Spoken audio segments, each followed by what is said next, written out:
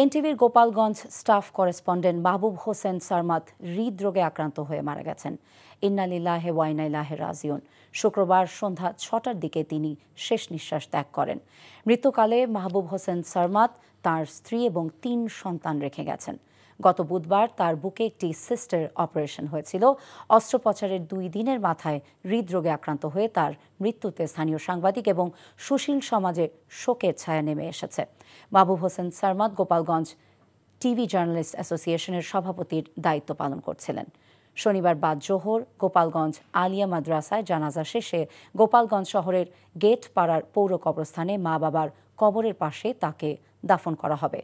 সাংবাদিক মাহবুব হোসেন সারমাত ৩ দশকের অধিক সময় ধরে গোপালগঞ্জে সাংবাদিকতা করছিলেন।